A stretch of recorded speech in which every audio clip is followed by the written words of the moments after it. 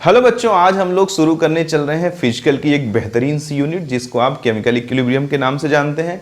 चाहे बच्चा जेई का एग्जाम दे रहा हो या नीट का एग्जाम दे रहा हो, दोनों ही स्थितियों में एक बात तो क्लियर है कि केमिकल इक्विलिब्रियम से क्वेश्चन जरूर पूछा जाता है। अच्छा खासा वेटेज है, एक क्वेश्चन तो आता ही आता है, कभी कभी दो भी क्वेश्चन आ जाते हैं।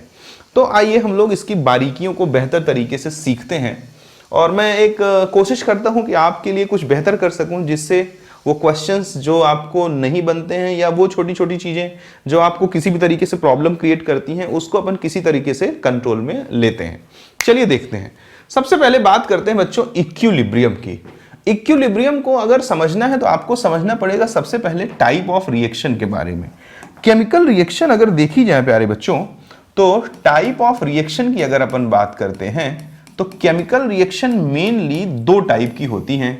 एक तो होता है इस तरह के एरो से रिप्रेजेंट किया जाता है जिसे अपन बोलते हैं इरिवर्सिबल रिएक्शन, और एक केमिकल रिएक्शन होता है बच्चों जिसे अपन ये डबल एरो से शो करते हैं, इसको बोलते हैं रिवर्सिबल केमिकल रिएक्शन। तो पहली और इंपॉर्टेंट बात कि इक्विलिब्रियम के बारे में हम जो भी कुछ पढ़ेंगे वो सिर्फ और सिर्फ किसके लिए पढ़ेंगे? रिवर्सिबल रिएक्शन के लिए। यानी इक्विलिब्रियम के सारे कॉन्सेप्ट जो भी सर आपको सिखाएंगे वो सिर्फ और सिर्फ किस पे एप्लीकेबल होगा? रिवर्सिबल रिएक्शन पे। तो देखो, इरिवर्सिबल रिएक्शन उसको अपन कहते हैं जिसमें लगभग, पूरा नहीं, लगभग 100% रिएक्टेंट का 100% प्रोडक्ट में कन्वर्जन हो जाए, उसे बोलते हैं अपन इरिवर्सिबल रिएक्शन। वैसे अगर प्रैक्टिकल बात करें तो दुनिया में ऐसा कोई भी रिएक्शन नहीं होता जिसमें पूरा का पूरा रिएक्टेंट प्रोडक्ट में कन्वर्ट हो जाए, लेकिन जिसमें लगभग 99.8, 99.7, 99.9% रिएक्टेंट प्रोडक्ट में कन्वर्ट हो जाते हैं, उन्हें हम इरिवर्सिबल रिएक्शन के कैटेगरी में रख देते हैं। इसलिए मैंने 100% ना बोल करके लगभग 100% बोला है। आगे चलते हैं तो आगे हम बात करेंगे कि एक जिसमें 100% रिएक्टेंट 100% प्रोडक्ट में कन्वर्ट ना हो, या और परफेक्ट लैंग्वेज यूज कर दी जिसमें लगभग 100% रिएक्टेंट लगभग 100% प्रोडक्ट में कन्वर्ट ना हो, उसे अपन क्या बोलते हैं?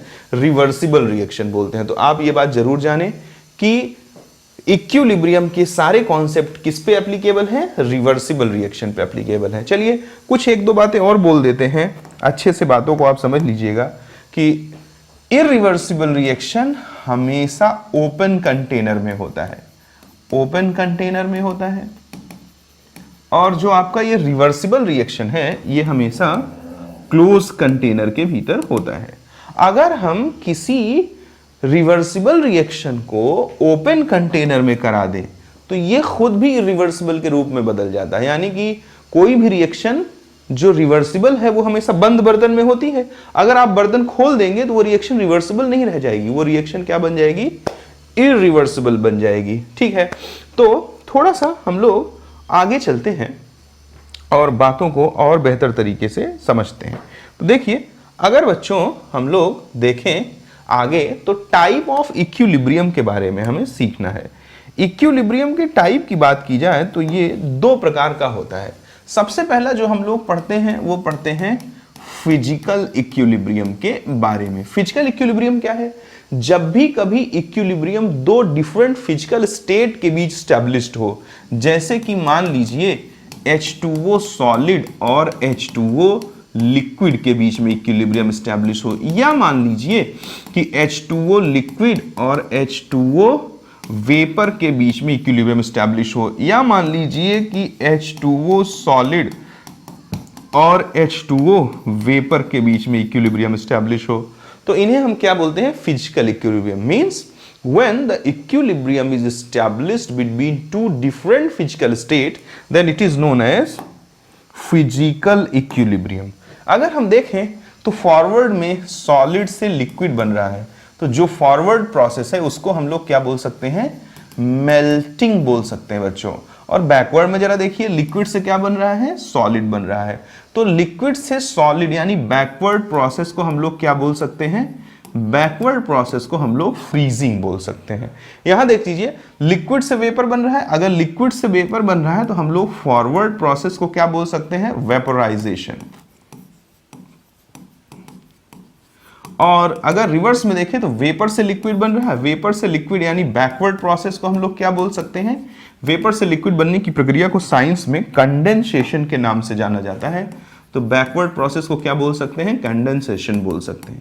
यहां आ जाए, अगर यहां देखा जाए सॉलिड का वेपर में कन्वर्जन हो रहा है, सॉलिड का डायरेक्टली वेपर में कन्वर्ट हो जाना, इसको अपन जानते हैं सब्लिमेशन के नाम से, सब्लिमेशन के नाम से। मेरा टारगेट ये सब बताना नहीं था क्योंकि ये सब तो आपको आता ही होगा। अब एक जरा बारीक सी बात है तो नॉर्मल शब्द ही, लेकिन वो जनरली पता नहीं रहता है, ध्यान देने से ही पता लगता है। ये जो बैकवर्ड प्रोसेस है जिसमें H2O वेपर का कन्वर्जन किसमें हो रहा है बच्चों, H2O सॉलिड में, इसका भी एक नाम होता है और इसको साइंस में डिपोजिशन बोलते हैं।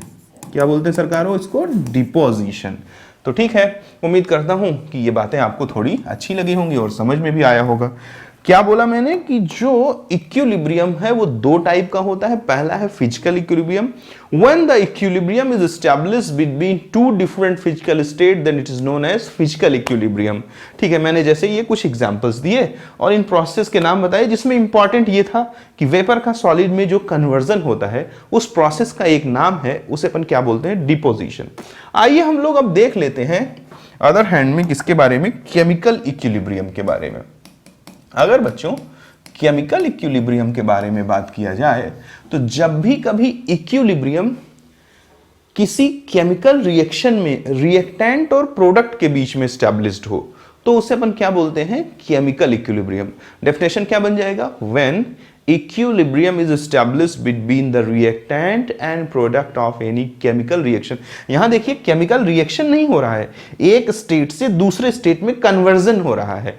रिएक्टेंट का मूल स्वरूप और प्रोडक्ट का मूल स्वरूप जो है, वो मूल स्वरूप यानी ओरिजिनल फॉर्म जो उसका है वो यहां भी वाटर ही था, यहां भी वाटर ही था, केवल बदला क्या, उसका फिजिकल स्टेट बदला, इसलिए इसको क्या बोल रहे थे, फिजिकल इक्विलिब्रियम। अब हम कहां एंटर करने चल रहे हैं, केमिकल इक्विलिब्रियम में। तो केमिकल इक्विलिब्रियम क्या होता है, जब भी कभी इक्विलिब्रियम किसी केमिकल रिएक्शन में रिएक्टेंट और प्रोडक्ट के बीच में एस्टैब्लिश हो तो उसको केमिकल इक्विलिब्रियम बोला जाता है। जैसे अगर प्यारे बच्चों नाइट्रोजन गैस हाइड्रोजन गैस के साथ रिएक्ट करके अमोनिया का फॉर्मेशन कर दे तो ये एक केमिकल रिएक्शन है। तो यहां जो इक्विलिब्रियम है उसे अपन केमिकल इक्विलिब्रियम बोलते हैं। जैसे कि हाइड्रोजन गैस आयोडीन से रिएक्ट करके 2 मोल HI का फॉर्मेशन कर दे तो यहां भी एक केमिकल रिएक्शन हो रहा है। देखो रिएक्टेंट है H2I2 और प्रोडक्ट है HI।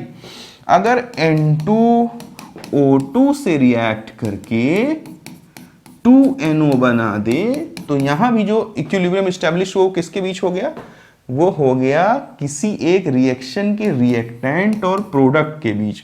तो इसको अपन क्या बोल देंगे, इसको अपन बोल देंगे केमिकल इक्विलिब्रियम। तो उम्मीद करता हूं आपको समझ में आया होगा कि whenever equilibrium is established between reactant and product of any particular reaction then this particular equilibrium is known as chemical equilibrium। तो ठीक है, हमने पढ़ा टाइप ऑफ इक्विलिब्रियम, 2 प्रकार का होता है, फिजिकल और केमिकल। उम्मीद करता हूं कि आपको ये बातें समझ में आई होंगी। अगर सरकार हम आगे चल दें टाइप ऑफ इक्विलिब्रियम के बाद डेफिनेशन ऑफ इक्विलिब्रियम पे अगर काम कर दिया जाए, डेफिनेशन ऑफ इक्विलिब्रियम पे अगर सरकार काम करें तो देखिए होगा क्या। अगर बच्चों मैं मान लूं ए का ए मोल बी के बी मोल से रिएक्ट करके सी का सी मोल और डी का डी मोल बनाता है। सपोज कर लीजिए कि मेरे पास ये एक रिवर्सिबल रिएक्शन है जो मैंने अज्यूम किया है, ठीक है। तो डेफिनेशन क्या बनेगा कि when rate of forward reaction, when rate of forward reaction is becomes equals to rate of forward reaction is becomes equal to rate of backward reaction, rate of backward reaction when rate of forward reaction is becomes equals to rate of backward reaction then that state is known as, then that state is known as equilibrium state. जब भी किसी reversible reaction में rate of forward reaction किसके बराबर हो जाए, rate of backward reaction के बराबर हो जाए बच्चों, तो उसको अपन क्या बोलते हैं, इक्विलिब्रियम स्टेट बोलते हैं। अब अगर ये बात आपको समझ में आ गई तो बहुत अच्छी बात है, इसमें तो कोई बहुत खास बात है नहीं कि क्या, कि जब रेट ऑफ फॉरवर्ड रिएक्शन किसके बराबर हो जाए, रेट ऑफ बैकवर्ड रिएक्शन के बराबर हो जाए, तो हम उसे क्या बोलते हैं, इक्विलिब्रियम स्टेट बोलते हैं। देखिए अगर हम लोग इसको थोड़ा और अच्छे से जानते हैं तो देखिए आगे थोड़ा और अच्छे से समझाता मैं आपको इसको। B के B मोल से रिएक्ट करके C का C मोल और D का D मोल बनाता है। तो जरा देखिएगा, अगर इस रिएक्शन में जब रेट ऑफ फॉरवर्ड रिएक्शन बराबर हो जाए किसके, रेट ऑफ बैकवर्ड रिएक्शन के, तो उसी स्टेट को अपन क्या बोलते हैं, इक्विलिब्रियम स्टेट बोलते हैं। देखिए भाई एक रिएक्शन है जिसमें रिएक्टेंट प्रोडक्ट से रिएक्ट, जिसमें रिएक्टेंट ए और बी आपस में रिएक्ट करके क्या बना रहे हैं, प्रोडक्ट सी और डी। तो जब रेट ऑफ फॉरवर्ड रिएक्शन बराबर हो जाए रेट ऑफ बैकवर्ड के, यानी एक सेकंड में जितना रिएक्टेंट टूट करके प्रोडक्ट बना रहा है, अगर अगले एक सेकंड में उतना ही प्रोडक्ट टूट करके क्या बना दे, रिएक्टेंट बना दे, तो हम बोल देंगे कि रेट क्या हो गया, बराबर। उम्मीद करता हूं आपको समझ में आ रहा होगा। मैं फिर से बता देता हूं कि इक्विलिब्रियम स्टेट पर क्या होता है, रेट ऑफ फॉरवर्ड रिएक्शन और रेट ऑफ बैकवर्ड रिएक्शन बराबर हो जाता है। रेट के बराबर हो जाने का क्या मतलब है कि एक सेकंड में जितना रिएक्टेंट टूट करके प्रोडक्ट बनाता है, अगले एक सेकंड में उतना ही प्रोडक्ट टूट करके क्या बना देता है, रिएक्टेंट बना देता है। तो अगर इसका आप डेफिनेशन लिखना चाहते हो तो अपन लिख सकते हैं कि ए state in a reversible reaction, a state at which rate of forward reaction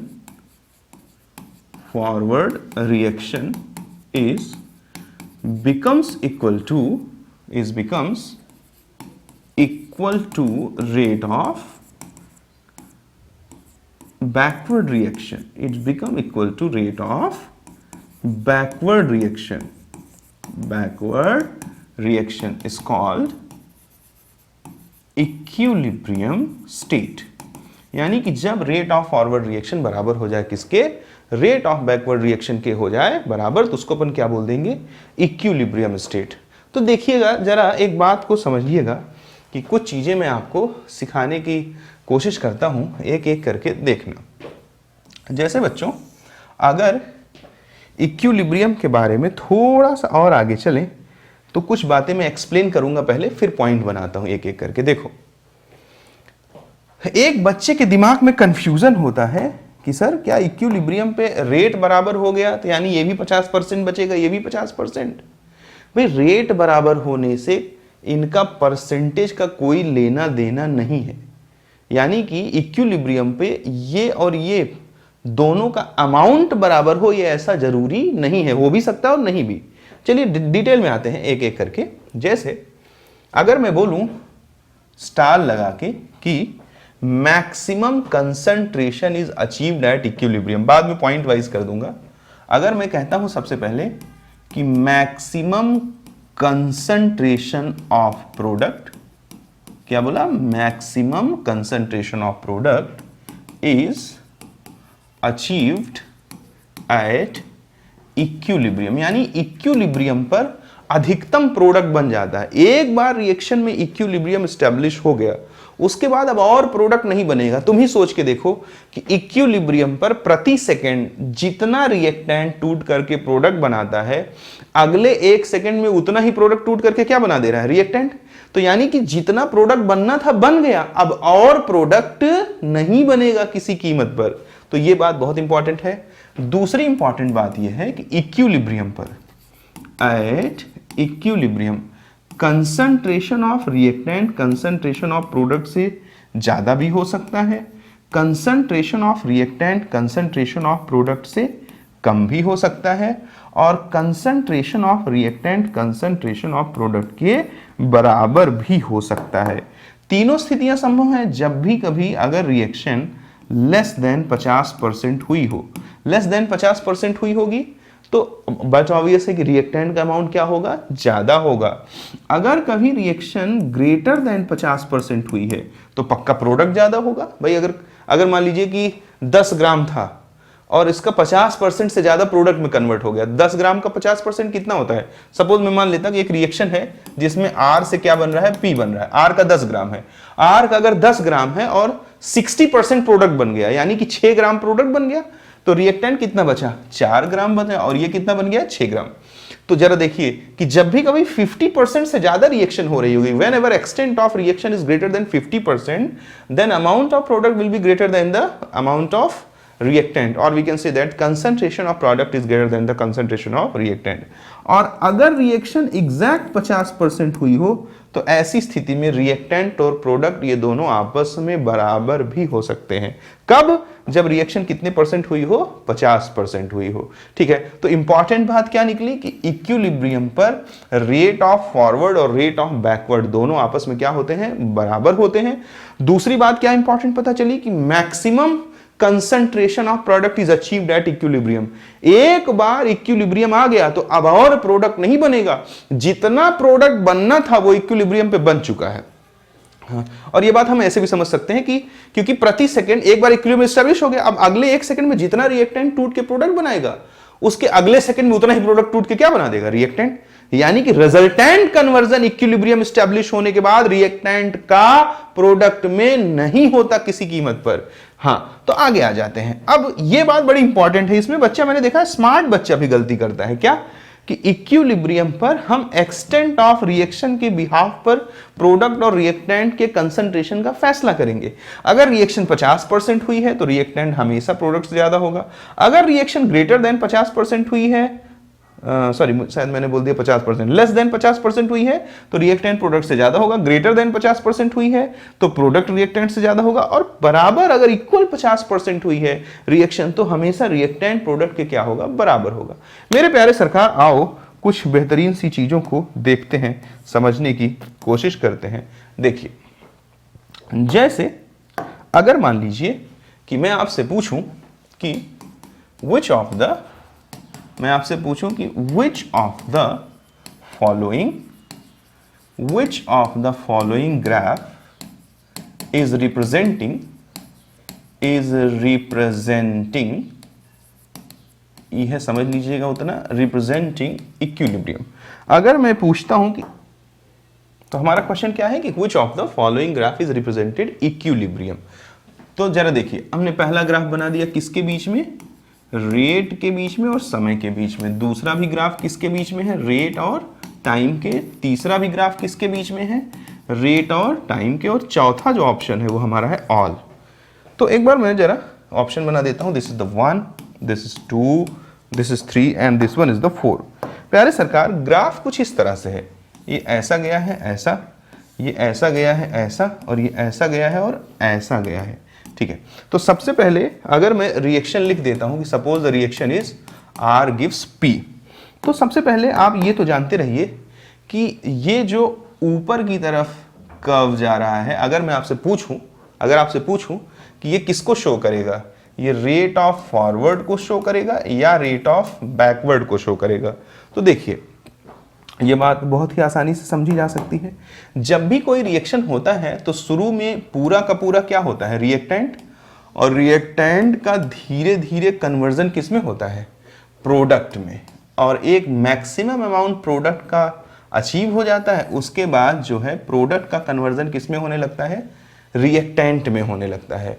जब रिएक्टेंट का प्रोडक्ट में और प्रोडक्ट का रिएक्टेंट में कन्वर्जन का जो रेट है वो सेम हो जाए तो उसे हम लोग क्या बोल देते हैं, इक्विलिब्रियम स्टेट बोलते हैं। यानी जैसे जैसे समय बीतेगा वैसे वैसे रिएक्टेंट का जो प्रोडक्ट में कन्वर्जन है उसका रेट स्लो होगा कि नहीं। तो जो समय के साथ रेट घट रहा है एक्चुअली वो किसका है, रिएक्टेंट का है, और जो समय के साथ रेट बढ़ रहा है वो किसका है, प्रोडक्ट का है।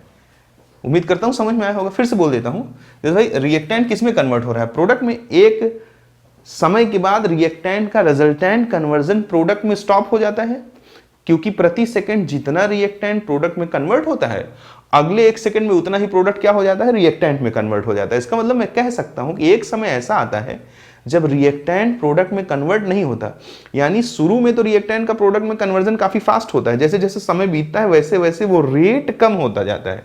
इसका मतलब जो घट रहा है रेट वो रिएक्टेंट का है, जो बढ़ रहा है वो प्रोडक्ट का है। तो आर आर आर पी, यहां आर आर आर पी लिख दिया।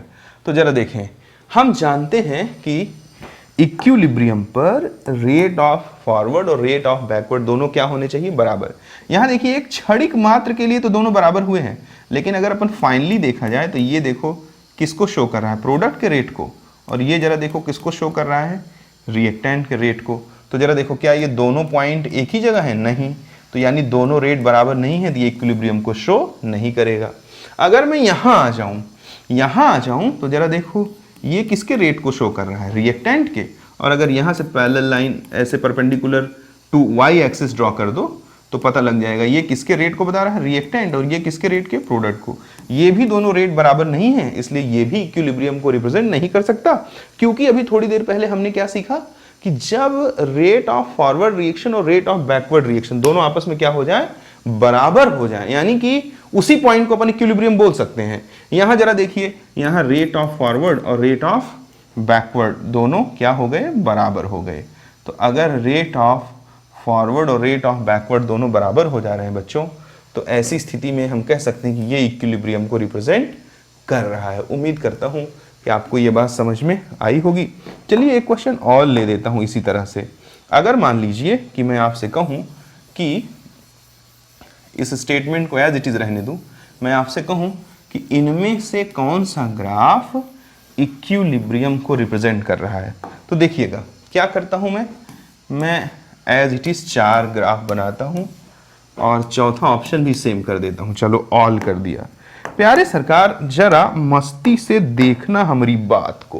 कौन सी बात को, यहां मैंने देखो एज इट इज बढ़ा दिया, ऐसे बनाया, ऐसे बनाया, एक ऐसे बनाया, एक ऐसे बनाया, एक ऐसे बनाया, एक ऐसे बनाया। बट ध्यान रहे ये T और C के बीच में ग्राफ है, यानी कि जो पिछला ग्राफ था बच्चों वो रेट और टाइम के बीच में था। ये वाला ग्राफ किसके किसके बीच में है, कंसंट्रेशन और टाइम के बीच में है। तो जरा संभल के जवाब दीजिएगा, नहीं तो बात बिगड़ जाएगी। चलो कंसंट्रेशन, अब अगर देखो जो मान लीजिए कि किस रिएक्शन के लिए है, suppose this is for the reaction R gives P। अब समय के साथ रिएक्टेंट का कंसंट्रेशन कम होता है और समय के साथ प्रोडक्ट का कंसंट्रेशन क्या होता है, बढ़ता है। दुनिया की किसी भी रिवर्सिबल में जैसे जैसे समय देते जाओगे तो उस रिवर्सिबल रिएक्शन में रिएक्टेंट का कन्वर्जन प्रोडक्ट में होता है, इसलिए रिएक्टेंट का कंसंट्रेशन समय के साथ कम होगा और प्रोडक्ट बनता है, इसलिए प्रोडक्ट का कंसंट्रेशन समय के साथ क्या होगा, ज्यादा होगा। तो जरा देखो यहां अगर हम लोग देखें तो जो बढ़ रहा है उसको प्रोडक्ट का कंसंट्रेशन मान लेते हैं, जो घट रहा है वो रिएक्टेंट का। यहां जो घट रहा है वो रिएक्टेंट का, जो बढ़ रहा है वो प्रोडक्ट का, जो घट रहा है वो रिएक्टेंट का और जो बढ़ रहा है वो प्रोडक्ट का। तो जो हड़बड़ी में भैया बैठे होंगे कहेंगे हाँ सर ये सही है सर, बे ये नहीं सही है, ये सही है। क्यों, समझा देता हूं। जरा बताओ कि क्या प्रोडक्ट का कंसंट्रेशन रिएक्टेंट से ज्यादा हो सकता है किसी रिवर्सिबल रिएक्शन में? हाँ हो सकता है। कब, अगर क्या हो, अगर रिएक्शन ग्रेटर देन 50% हुई हो। क्या यहां पे जरा देखो प्रोडक्ट का कंसंट्रेशन रिएक्टेंट के कंसंट्रेशन से कम है। क्या किसी रिवर्सिबल रिएक्शन में प्रोडक्ट का कंसंट्रेशन रिएक्टेंट के कंसंट्रेशन से कम हो सकता है? बिल्कुल हो सकता है। कब हो सकता है? जब जब जब जब जब रिएक्शन कितना परसेंट हुई हो, लेस देन 50% हुई हो तब। क्या यहां पर अगर हम देखें तो एक टाइम के बाद दोनों कंसंट्रेशन सेम हो जा रहे हैं, लाइन यूनिफॉर्म हो जा रही है आगे के लिए। तो जरा देखें रिएक्टेंट का कंसंट्रेशन प्रोडक्ट के कंसंट्रेशन के बराबर हो सकता है कि नहीं? हाँ हो सकता है। कब हो सकता है? जब रिएक्शन 50% हुई हो। Means it is also possible at equilibrium. It is also possible at equilibrium. It is also possible at equilibrium. So we can say that all these three graphs are representing equilibrium. सावधान, सावधानी हटी तो दुर्घटना घटी। अगर rate और समय के बीच में ग्राफ दिया होता तब तो वही ग्राफ इक्विलिब्रियम को रिप्रेजेंट करता जहां दोनों रेट सेम हो जाते।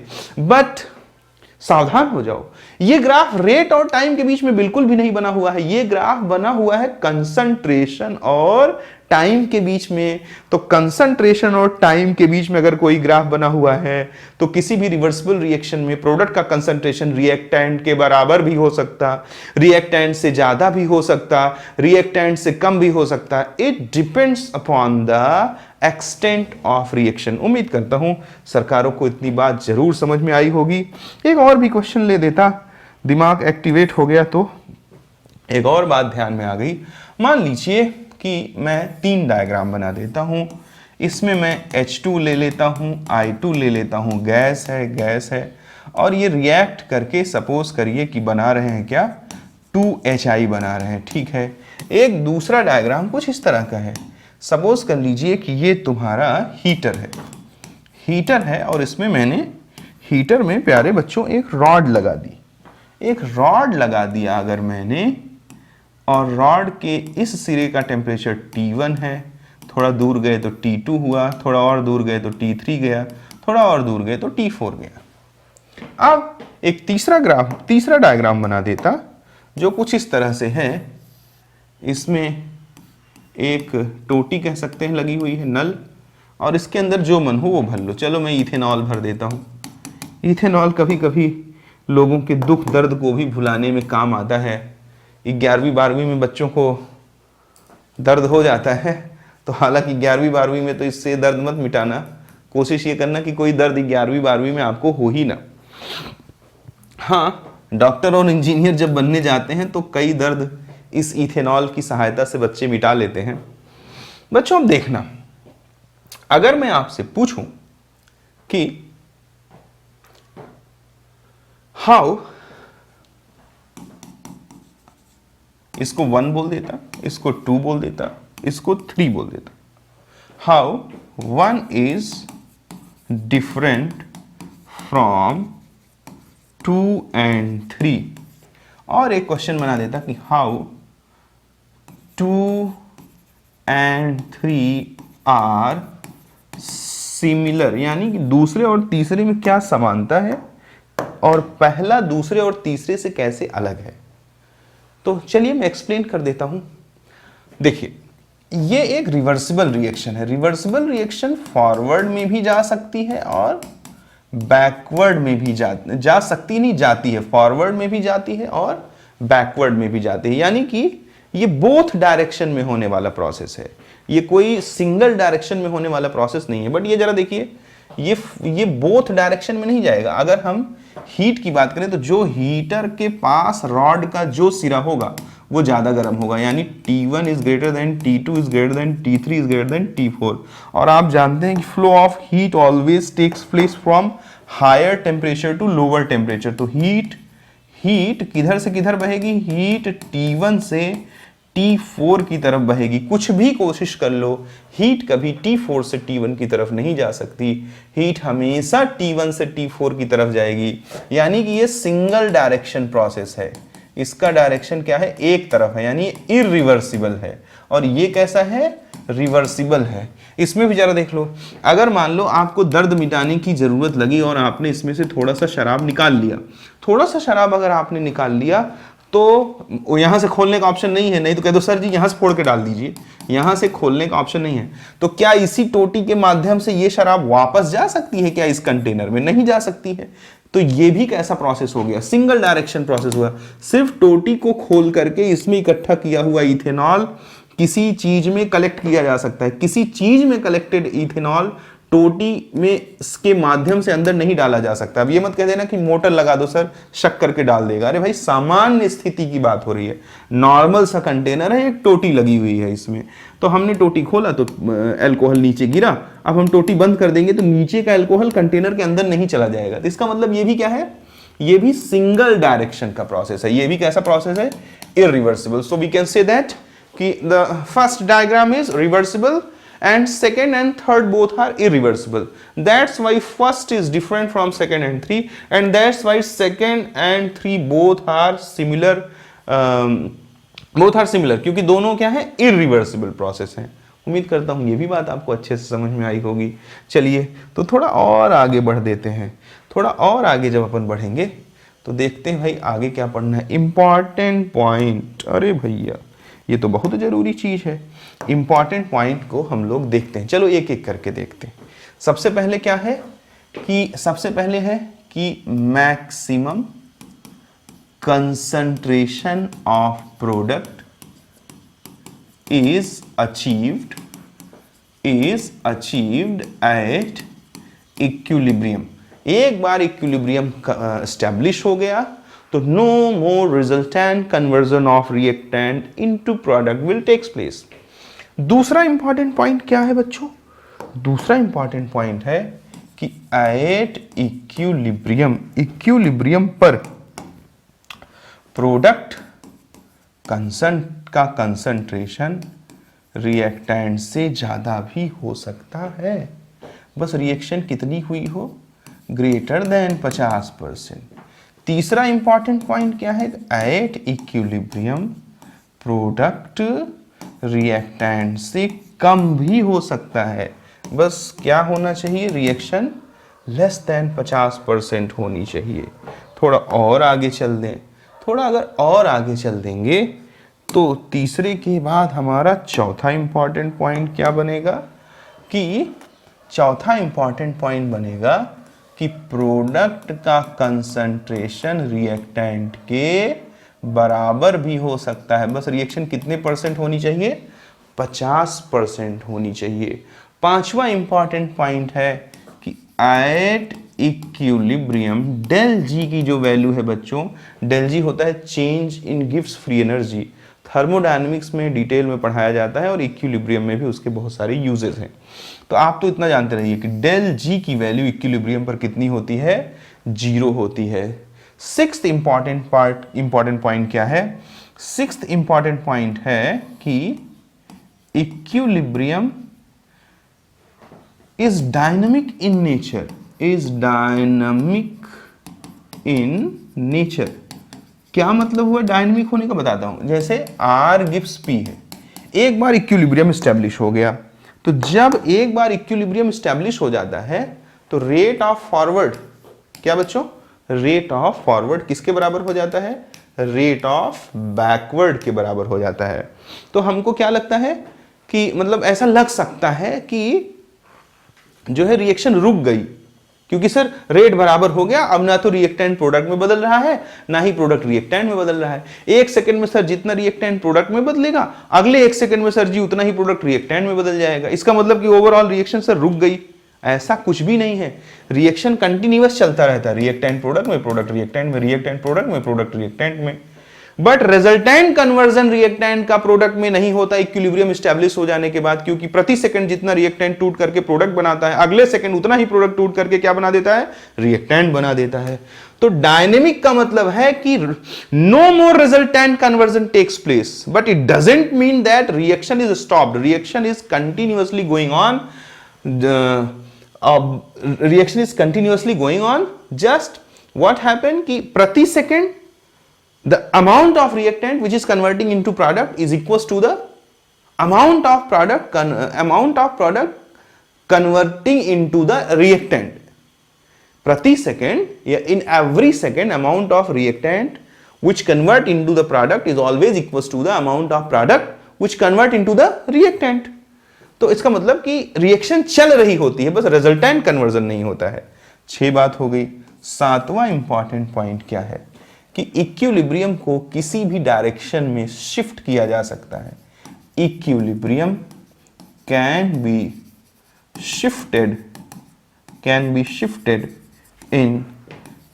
Shifted in any direction. कैसे? इसके लिए हम लोग पढ़ेंगे ली चैटलियर प्रिंसिपल। अभी के लिए तो आप इतना बढ़िया से पॉइंट बना दो, कैसे ये बहुत डिटेल में समझाएंगे। एक पॉइंट मेरे पास और एक्स्ट्रा हो गया। साथ ही पॉइंट इसमें मार्क्ड है 8वां पॉइंट। 8वां पॉइंट क्या है कि इक्विलिब्रियम को ऐसे बच्चे जानते हैं कि सिर्फ और सिर्फ कंसंट्रेशन से ही डिसाइड किया जाता है, बट ऐसा नहीं है। Equilibrium can be decided by concentration and also by the density and also by the refractive index and also by the color। तो ये बहुत सारी चीज़ों से इक्विलिब्रियम को डिसाइड किया जाता है। बट जेई और नीट के सिलेबस में 9 मतलब एडवांस को अगर छोड़ दिया जाए, मेंस और नीट को अगर बोला जाए तो 99% क्वेश्चनों में जो इक्विलिब्रियम डिसाइड किया जाएगा is only on the behalf of concentration decide किया जाएगा। उम्मीद करता हूं कि ये सारी इंपॉर्टेंट चीजें आप अच्छे से आत्मसात करे होंगे और आपको समझ में आया होगा। सरकार, अगर मैं आगे की तरफ चलूं और अगला पॉइंट देखूं तो लिखा हुआ है लॉ ऑफ मास एक्शन, बहुत इंपॉर्टेंट है। इसी को अपन रेट लॉ के भी नाम से जानते हैं। लॉ ऑफ मास एक्शन को किस नाम से जानते हैं? लॉ ऑफ मास एक्शन को ही अपन रेट लॉ भी कहते हैं साइंस के लैंग्वेज में। देखिए, इसे रेट लॉ भी कहते हैं। ये क्या है मैं आपको बहुत बेहतर तरीके से समझा सकता हूं, देखिएगा। मान लीजिए कि कहीं ए का ए मोल बी के बी मोल से रिएक्ट करके सी का सी मोल और बच्चों डी का डी मोल बना देता है। अब इसके लिए मान लीजिए कि फॉरवर्ड डायरेक्शन के लिए जो रेट कांस्टेंट है वो KF है और बैकवर्ड के लिए KB है। तो अगर रेट लॉ की बात करें तो रेट लॉ कहता है कि rate of any chemical reaction, या लॉ ऑफ मास एक्शन या रेट लॉ दोनों एक ही चीज है। क्या कहता है? Rate of any chemical reaction is directly proportional to the multiplication of concentration of reactant and raised to the power their respective stoichiometric coefficient। तो चलो मैं दिखाता हूं। जैसे अगर फॉरवर्ड डायरेक्शन का रेट निकालना है, फॉरवर्ड डायरेक्शन का रेट निकालना है तो रेट लॉ क्या कहता है? Rate of any chemical reaction is directly proportional to multiplication of concentration of reactant and raised to the power their respective stoichiometric coefficient. हाँ, एक चीज और डिटेल में जान लीजिए, रिएक्शन शुड बी एलिमेंट्री, नहीं तो ये पावर जो आता है वो आगे पढ़ोगे 12वीं के सिलेबस में केमिकल काइनेटिक्स में कि जरूरी नहीं कि ए और बी हो, कुछ और भी हो सकता है। एलिमेंट्री रिएक्शन होना चाहिए। एलिमेंट्री रिएक्शन उसे बोलते हैं जो एक स्टेप में होता है। तो rate of any reaction is directly proportional to multiplication of concentration of reactants and raised to the power their respective stoichiometric coefficient। underline अलग कलर के पेन से जरूर लिख लेना कि this statement is valid only for the elementary reaction। elementary reaction are those reaction which occurs in one step। देखो, अब RF इतना आ गया। अगर हम RB पता करें, रेट ऑफ बैकवर्ड रिएक्शन, तो जिस तरह से फॉरवर्ड रिएक्शन के लिए रिएक्टेंट कौन था? A और B था। उसी तरह से बैकवर्ड रिएक्शन के लिए रिएक्टेंट कौन हो जाएगा? C और D हो जाएगा। तो rate of backward reaction is directly proportional to the multiplication of concentration of reactant and raised to the power their respective stoichiometric coefficient. ये हो गया। अब हम जानते हैं कि जैसे ही प्रोपोर्शनैलिटी का साइन हटाएंगे तो हमें कांस्टेंट लाना पड़ेगा। तो KF डाल दो फॉरवर्ड डायरेक्शन में जो रेट कांस्टेंट दिया है, A की पावर A, B की पावर B। बैकवर्ड का रेट कांस्टेंट KB दिया है तो उसको डाल दो। तो RB क्या हो जाएगा? RB हो जाएगा KB C की पावर C और D की पावर D हो जाएगा। तो ये तुम्हारा हो गया क्या भैया? रेट लॉ या लॉ ऑफ मास एक्शन हो गया। इसी से इक्विलिब्रियम कांस्टेंट को प्रूव किया जाता है, जो आज का पार्ट नहीं है। अभी आप सिर्फ इतना जानेंगे। तो रेट लॉ का डेफिनेशन क्या हो गया कि rate of any chemical reaction is directly proportional to the multiplication of concentration of reactant and raised to the power their respective stoichiometric coefficient. अरे बाप रे, रैपिंग हो गया ये तो। नहीं, ये नॉर्मल सी बात है। प्रैक्टिस से जैसे मुझे आता है वैसे आपको भी आ जाएगा। इसमें कोई बहुत परेशान होने वाली बात नहीं है। चलो तो आगे देखते हैं कुछ क्वेश्चंस। किसी भी चीज को पढ़ने का तभी मजा है जब उस पे डिपेंड जो क्वेश्चन है, उस पे बेस जो क्वेश्चन है वो हमको आ जाए। कहता है इन एनी एलिमेंट्री रिएक्शन। देखो, जो बात मैंने बताई उसको उसने बोला कि नहीं बोला? बिल्कुल बोला कहता है in elementary reaction A plus 2B gives 2C plus D if the concentration of A is increased 4 times and B is decreased to half of its initial concentration। अच्छा चलो सबसे पहले इसका रेट लिख लो। इसका रेट क्या होगा according to rate law? K A की पावर 1 और B की पावर क्या हो जाएगा 2। अब हमसे कहता है कि अगर if the concentration of A is increased 4 time, A को कितने गुना बढ़ा दे रहा है? तो नया रेट जरा देखो, मान लिया रेट न्यू, A को बढ़ा दे रहा है 4 गुना, 4 टाइम बढ़ा दे रहा है, ठीक है। और B को क्या कर रहा है? And B is decrease half of its original concentration, B को जो ओरिजिनल था उसका आधा कर दे रहा है, ठीक है। तो नया रेट जो मिला उसको मैंने मान लिया रेट न्यू। तो जरा देखो ये क्या हो जाएगा, इसको इक्वेशन नंबर 1 बोल दो, इसको जरा खोलो। न्यू रेट जो आया वो क्या आया? 4 बाहर आ जाएगा, के A की पावर 1 हो जाएगा और ये B का स्क्वायर और ये 1/2 है, इसका स्क्वायर क्या हो जाएगा? 4, 4 से 4 कट गया। तो न्यू रेट क्या आ गया? किसके बराबर? के A की पावर 1 B की पावर 2। और ध्यान से देखो तो के A की पावर 1 और B की पावर 2 क्या है? ये ओल्ड रेट है कि नहीं, जो ओरिजिनल रेट था, यानी कि ये कुछ और नहीं R ओल्ड है। इसका मतलब कि अगर हम इस रिएक्शन के लिए A के कंसंट्रेशन को क्या कर दें? 4 गुना बढ़ा दें और B के कंसंट्रेशन को आधा कर दें, तो रेट ऑफ रिएक्शन क्या हो जाएगा? अनचेंज्ड रहेगा। क्या हो जाएगा? अनचेंज्ड रहेगा। क्योंकि देख लीजिए जब हमने A को 4 गुना किया और B को आधा कर दिया, तो जो ओल्ड रेट था, यानी जब A और B में कोई छेड़खानी नहीं किए थे, इक्वेशन के हिसाब से जो ओल्ड रेट आया था, ठीक उसके बराबर न्यू रेट आ गया, क्योंकि ये 4 इसके अपॉन 4 से कट जाएगा। और इसका मतलब क्या हो गया कि जो पहले रेट था वही बाद में रहेगा। A को 4 गुना कर देने से और B का 2 गुना कर देने से रेट ऑफ रिएक्शन पे यहां इस स्थिति में कोई भी चेंज नहीं आएगा, एज इट इज वही रेट रहेगा। ठीक है बच्चों, आगे देख लेते हैं दूसरे क्वेश्चन को। दूसरे क्वेश्चन को देखते हैं, हमसे कह रहा है कि x गिव्स y। एक हमारे पास रिएक्शन है जिसमें क्या दिया हुआ है? जिसमें दिया हुआ है कि एक रिवर्सिबल रिएक्शन है, ये x का कन्वर्जन हो रहा है y में। कहता है reaction is set to be in equilibrium. अगर रिएक्शन इक्विलिब्रियम में है, व्हेन, तब only 10% conversion of x to y takes place. ये तो गलत बात है, 10% भी हो सकता है, उससे ज्यादा भी हो सकता है, उससे कम भी हो सकता है। कंप्लीट हो जाता तो ये रिवर्सिबल क्यों रहता? क्योंकि जिसमें कंप्लीट रिएक्टेंट प्रोडक्ट में कन्वर्ट हो जाता है उसे इरिवर्सिबल रिएक्शन बोलते हैं मेरे शेरों। Conversion of x to y is only 50%। ये भी गलत बात है, 50% भी हो सकता है, उससे कम भी हो सकता है, उससे ज्यादा भी हो सकता है। आगे कहता है rate of change of x to y is just equals to the rate of change of y to x in the system. Yes is the right answer. क्योंकि अगर ये रिवर्सिबल रिएक्शन है तो इक्विलिब्रियम पर जिस रेट से x किस में बदल रहा होगा y में, उसी रेट से y किस में बदलेगा? x में। ये तो बिल्कुल सही है, रेट तो सेम होना चाहिए, लेकिन परसेंटेज तब तक नहीं जाना जा सकता जब तक एक्सटेंट ऑफ रिएक्शन न दिया हो। कौन कहता है सिर्फ 10% होगा और कंप्लीट तो हो ही नहीं सकता कभी, और कौन कहता है सिर्फ 85% होगा? परसेंट कितना होगा ये देख के नहीं जाना जा सकता, इसके लिए अपने को इंफॉर्मेशन चाहिए।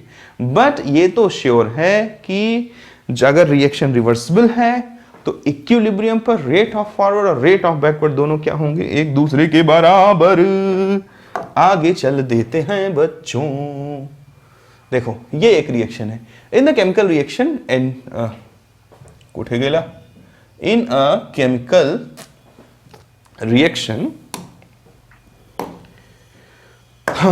in a chemical reaction N2 plus 3H2 gives 2NH3 at equilibrium state whether equal volume of N2 and H2 are reacting। नहीं, अगर हम देखें PV is equals to nRT, ideal gas equation है, तो P क्या हो जाएगा?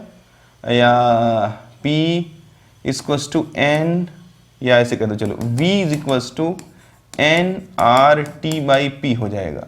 अगर हम प्रेशर को कांस्टेंट एज्यूम कर लें तो कांस्टेंट टेम्परेचर और कांस्टेंट प्रेशर पर volume is directly proportional to mole. तो देखो इसका 1 मोल अगर इसका 3 मोल खा रहा है तो दोनों की इक्वल वॉल्यूम थोड़ी खाएंगे, इसका 1 लीटर इसका 3 लीटर खाएगा। तो पहला ऑप्शन क्या हो गया, गलत। Equal mass of nitrogen and hydrogen are reacting, no, equal mass तो नहीं रिएक्ट कर रहा है, इसका 1 मोल इसके 3 मोल से रिएक्ट कर रहा है। 1 मोल नाइट्रोजन का मतलब कितना हो गया 28 ग्राम, और 3 मोल हाइड्रोजन का मतलब कितना हो गया 6 ग्राम। इसका मतलब इक्वल मास भी नहीं रिएक्ट कर रहा है। The reaction has stopped. कहे भैया रिएक्शन क्यों स्टॉप्ड होगा, आपको तो मैंने बताया था कि जो इक्विलिब्रियम होता है उसका नेचर डायनेमिक होता है। आगे क्या कहता है कि the same amount of ammonia is formed as is the decomposition of nitrogen and hydrogen in the same time. हाँ, क्या कहते हैं अपन भाई कि इक्विलिब्रियम एस्टैब्लिश होने पर जितना नाइट्रोजन और हाइड्रोजन जो कि रिएक्टेंट है 1 सेकेंड में टूटेगा, अगले 1 सेकेंड में उतना ही अमोनिया बन जाएगा। इसका मतलब कौन सा ऑप्शन सही है, 4th ऑप्शन करेक्ट है। ठीक है, आगे चल देते हैं बच्चों। आगे चलेंगे तो कहता है active mass of 5 gram of calcium oxide. Active mass किसको कहते हैं, एक्टिव मास शायद अभी मैंने आपको नहीं बताया तो बता देता हूं, उसमें क्या दिक्कत है, वो तो बड़ी छोटी सी चीज है। एक्टिव मास क्या है, ओ भाई कहो दिक्कत आ रही। एक्टिव मास किसको कहते हैं, एक्टिव मास कुछ नहीं है, एक्टिव मास यहाँ के लिए मोलर कंसंट्रेशन ही है। अगले लेक्चर में आपको डिटेल में बताऊंगा। यानी मोलर कंसंट्रेशन तो क्या हो जाएगा, amount of substance in gram upon V in litre कर दो। तो चलो देखते हैं, हमको क्या दिया 5 ग्राम कैल्शियम ऑक्साइड, तो 5 ग्राम, तो मोलर कंसंट्रेशन क्या हो जाएगा, amount of substance in gram divide by molar mass upon V in litre. यानी कि फाइनली क्या हो गया, mole upon V in litre. तो 5 डिवाइडेड बाई कैल्शियम ऑक्साइड का मोलर मास कितना होगा, कैल्शियम का हो जाएगा 40 और ऑक्सीजन का 16, तो 56, और ये अपॉन कितना हो गया, अपॉन में अगर अपन देखें ये 5 ग्राम नहीं होगा, ये डेटा में थोड़ा मिस्टेक है। Active mass of 5 gram of calcium oxide, तो amount of substance in gram divided by molar mass, और वी इन लीटर कितना हो जाएगा 1 मान लेता हूँ, नहीं कुछ दिया है, तो 5/56 होना चाहिए। कोई भी आंसर नहीं मैच कर रहा है तो कोई बात नहीं, इसको भी 56 कर दो, इसको 56 कर दो, तो ये 56 हो जाएगा, तो 1 आ जाएगा। तो आंसर क्या हो जाएगा, बी। एक्टिव मास क्या है इसको मैं आपको थोड़ा डिटेल में अभी बताता हूं, अभी बता देता। चलो देखो, आपने देखा था कि A का A मोल B के B मोल से रिएक्ट करके C का C मोल और D का D मोल बनाता है। ठीक है भाई, बनाता है। हमने देखा था कि इसका रेट क्या था, RF क्या था, KF, A की पावर A, B की पावर B, और RB क्या था, KB, C की पावर C और D की पावर D। एक्चुअली ये कंसंट्रेशन नहीं होता है, ये क्या होता है, ये बड़े बॉक्स के बीच में जो लिखा जाता है उसको अपन एक्टिव मास बोलते हैं। क्या बोलते हैं, एक्टिव मास। और एक्टिव मास डिटेल में बता देता हूं। चलो, एक्टिव मास किसके बराबर होता है, एक्टिव मास बराबर होता है activity coefficient into molar concentration. Short में लिख रहा हूं, तुम नोट्स में पूरा लिख लेना अगर बना रहे हो तो। Activity coefficient into molar concentration. Gaseous और आयनिक रिएक्शन के लिए एक्टिविटी कोफिशिएंट की वैल्यू कितनी हो जाती है, 1। तो ऐसी स्थिति में जो एक्टिव मास है वो सीधे किसके बराबर हो जाता है, मोलर कंसंट्रेशन, यानी N/V इन लीटर के। उम्मीद करता हूं समझ में आया होगा। एक चीज और बता देता हूं, प्योर सॉलिड हुआ या प्योर लिक्विड हुआ, इन दोनों का जो एक्टिव मास होता है वो हमेशा 1 लिया जाता है। प्रूफ कर सकता हूं क्यों 1 लिया जाता है। देखो, एक्टिव मास किसके बराबर आया, मोलर कंसंट्रेशन के। मोलर कंसंट्रेशन के अगर बराबर आया तो मोलर कंसंट्रेशन क्या हो जाएगा, N/V इन लीटर। N क्या हो जाएगा, amount of substance in gram divided by molar mass into V in litre हो जाएगा। आगे देखना जरा ध्यान से, amount of substance in gram upon V in litre, इसको अपन क्या बोल सकते हैं, मास अपॉन वॉल्यूम को डेंसिटी बोल सकते हैं भैया। तो क्या हो गया, डेंसिटी अपॉन मोलर मास। दुनिया में किसी भी चीज की डेंसिटी और मोलर मास कभी भी बदल नहीं सकता। डेंसिटी भी कांस्टेंट होता है जब तक कंपोजिशन ना चेंज किया जाए, और मोलर मास तो कभी बदल ही नहीं सकता किसी भी चीज़ का, यानी ये भी वैल्यू और ये भी वैल्यू दोनों क्या है, कांस्टेंट है। तो ये ओवरऑल वैल्यू क्या आएगा, कांस्टेंट आएगा। अब एक बात जरा बारीकी से समझना, थोड़ा भेजा चाहिए उसको समझने के लिए। इसका जो डेंसिटी अपॉन मोलर मास है, जिसको अपन कांस्टेंट बोल रहे हैं, ये अलग अलग चीज के लिए अलग अलग आएगा। तो मान लीजिए CaO के लिए कुछ और आया, MgO के लिए कुछ और आया, तो वैज्ञानिकों ने बोला यार कांस्टेंट है, अब कांस्टेंट को वेरी न कराओ, जबरदस्ती सब लोग इसको 1 माना करो, इससे मैथमेटिकल हैंडलिंग पॉसिबल हो जाएगी। भाई जहां भी कहीं अगर किसी डिजिट में मान लो कहीं ये 1.375 आया, अब इससे मल्टीप्लाई डिवाइड हो गया अगर, तो प्रॉब्लम आएगी कि नहीं आएगी, लेकिन अगर 1 से कहीं मल्टीप्लिकेशन डिवीजन करना हो तो कोई प्रॉब्लम नहीं आएगी। तो वैज्ञानिकों ने बोला कि हाँ मैं मानता हूं कि एक्टिव मास प्योर सॉलिड और प्योर लिक्विड की जो होगा कांस्टेंट होगा और अलग अलग स्पीसीज के लिए अलग अलग होगा, बट हम जबरदस्ती ऐलान करते हैं पूरी दुनिया से कि सब लोग उसको कितना लो, 1 लो, जिससे मैथमेटिकल हैंडलिंग आसान हो जाए। हम कोई चीज करते हैं तो उसमें हमारा एम होता है कि जितना आसानी से हम चीजों को कर सकें, वहां हमें कॉम्प्लिकेशन नहीं क्रिएट करना है। उम्मीद करता हूं आपको मेरी बात समझ में आ रही होगी, नहीं आ रही होगी तो आगे के लेक्चर्स में आ जाएगी, ठीक है। तो इतनी बातें मैंने एक्टिव मास के लिए बारे में बोल दिया। अब इसको तुम चुपचाप कितना कर दो, 56 कर दो, नहीं तो आंसर वो मैच नहीं करेगा भैया।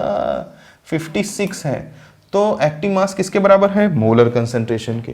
मोल क्या होता है, amount of substance in gram divided by molar mass, और V इन लीटर तो कट के 1 आ गया, तो आंसर 1 हो गया। अब हम आगे चलेंगे तो देखेंगे, ये कह रहा है ratio of active mass of CO2 का एक्टिव मास चाहिए। ओ भाई क्या दिक्कत आ गई, हमको चाहिए CO2 का एक्टिव मास, ठीक है। तो active mass of CO2, active mass of hydrogen, और किसका रेशियो चाहिए, एक्टिव मास ऑफ नाइट्रोजन, ठीक है। तो अगर इसका रेशियो चाहिए तो मास दिया है, मोलर मास डिवाइड कर दो, 22/44 इज टू 3/6 इज टू 7/28। उम्मीद करता हूं कि मोलर मास निकालना तो सबको आता होगा, जिसको नहीं आता वो जान ले मोलर मास होता है P+N × ग्राम। किसी भी चीज में टोटल नंबर ऑफ प्रोटॉन और न्यूट्रॉन निकाल लीजिए, उनको सम कर लीजिए और उनके पीछे लगा दीजिए ग्राम, तो जो भी कुछ आएगा वो मोलर मास होगा। ये 1/2 आ गया, ये भी 1/2 आ गया, ये 1/4 आ गया, 4 से मल्टीप्लाई कर दो तो ये फ्रैक्शनल पार्ट जो है कन्वर्ट हो जाएगा होल नंबर में। तो ये कितना हो गया, 2:2, 1 2 3 1 जा 3 3 2 जा 6, ठीक है, इज टू 1।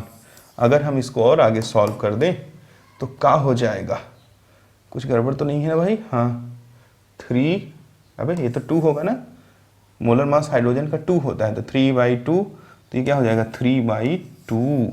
तो ये कितना आ गया भैया, मेरे गलती करवा दे रहे हो क्या, ये आ जाएगा 1/2 इज टू 3/2 इज टू 1/4, 4 से मल्टीप्लाई कर दो तो 2:6:1 हो गया। इसको अगेन 2 से डिवाइड कर दो तो 1:3:0.5 हो गया।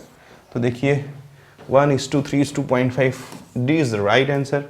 आगे हम लोग देखें, अगर कोई और क्वेश्चन हमारे काम आ सकता हो तो उसको भी देख लीजिए। कहता है कि इन reversible chemical reaction equilibrium is established when reactant is completely converted into product. नहीं, क्या कंप्लीट रिएक्टेंट प्रोडक्ट में कन्वर्ट हो सकता है, नहीं हो सकता। Rate of forward and rate of backward reaction is equal, बिल्कुल सही बात है। मिनिमम यील्ड ऑफ प्रोडक्ट, ये सब फोकट की बात है। अगर इक्विलिब्रियम स्टैब्लिश हो गया तो rate of forward rate of backward के क्या हो जाएगा, बराबर हो जाएगा। उम्मीद करता हूं कि आपको थोड़ी बहुत बातें समझ में आई होंगी। आप इसको ध्यानपूर्वक देखें, जैसे जैसे लेक्चर बढ़ेगा वैसे वैसे कंटेंट और बेहतर तरीके से क्लियर होता जाएगा। हाँ, मैं आपसे कहूँगा कि आप अगर नोट्स बना लेंगे तो थोड़ा आपके लिए चीज़ों को हैंडल करना और आसान हो जाएगा। तो ठीक है, आज के लिए इतना पर्याप्त है। Bye bye, thank you.